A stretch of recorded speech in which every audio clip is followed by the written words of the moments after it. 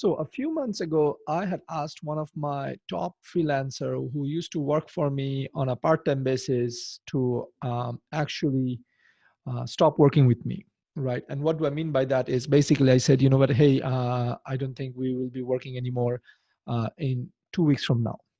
Now that's crazy, right? There was nothing wrong with this freelancer. Like she was a top performer, right? She would work on stuff on time.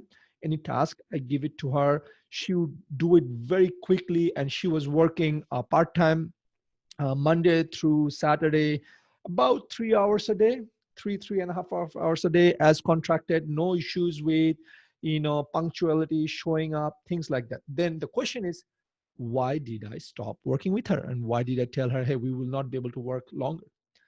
Well, here's the caveat. Here's what happened.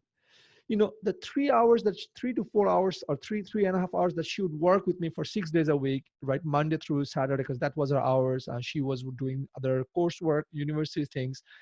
One thing I realized is when she started, she would need guidance, right?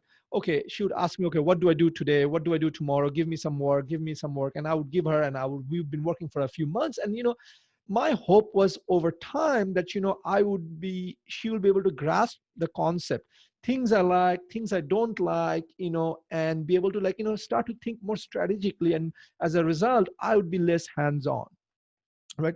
Because initially when we onboard someone, and I'm sure if you have managed someone, initially when you onboard someone, you have to train them, give them process documents, things like that.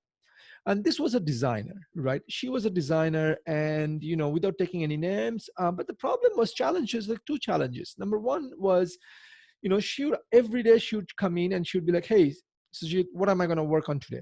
So that's great. So now I have to give it to her, and then she would ask for feedback and things like this. So we would constantly. So one thing I found myself doing was, again and again, week after week, month after month, was that during those hours while she was working with me, I wasn't getting anything done, right? Because I was basically, it's like that was my second job.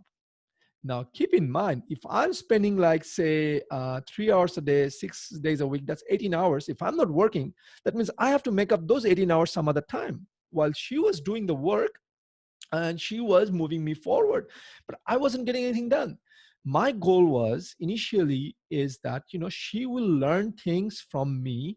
She will learn what I'm thinking, try to, and over time, she would be growing up into a role and try to take a more leadership role, right? So that I don't have to drive things every day. Like, it's like when I was growing up, we used to have a lot of, what will I call it? Not, in our country, we used to have a lot of this temporary contract workers who'd come in and they would clean the house on, we were not her full-time employers, but she would have a bunch of like houses that she would clean. She would come in and she would work on our house, and then once she's done, she would move on to the next house, right?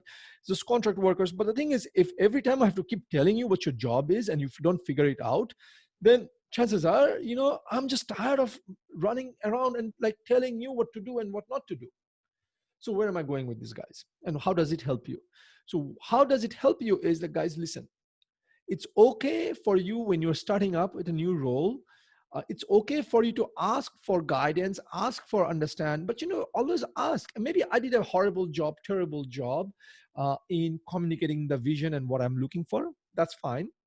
Like, not everyone's equal, but again, it's your responsibility to make sure that, you are not taking up my time to 18 hours a week.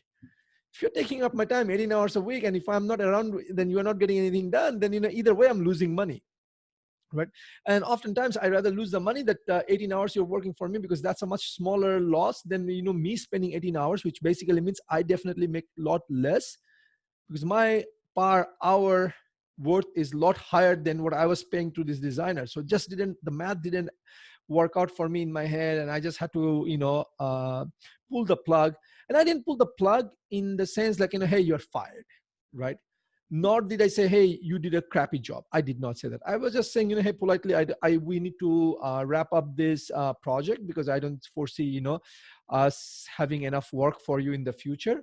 And just very politely, I just basically ended the, relationship, the working relationship, just because it wasn't going anywhere. It wasn't really providing to be very fruitful. So there you go, guys. If you're watching this, doesn't matter who you are, whether you're a full-time employee, a part-time employee, a contract worker, whatever it is, whatever your status is, always remember the person who has hired you, right? Who is giving you a project definitely has other things to do. And if you are consuming that person's time all the time, every day, and you're not growing in your role, there's something wrong. Either so ask for more responsibility, do things, and you know what, figure things out. Like, find your, what is it called, boundaries, things you can get away with, things you cannot get away with, things mistakes you can make, mistakes you cannot make, and then decide from there what you should be able to do and what you will not be able to do. But if you're always waiting for my boss to tell me, oh, I didn't do this because the boss didn't tell me, oh, I did this because he told me so, no, otherwise I wouldn't, because we all have this, we all can think. So with that, all I'm gonna end before all I'm gonna end with is like, use your brain, apply your judgment, use common sense, and start to make decisions. Make it easy for your boss, to manager, whatever client, to work with you, so that they enjoy working. They're not getting a second full-time job or a part-time job. Thank you. Bye-bye.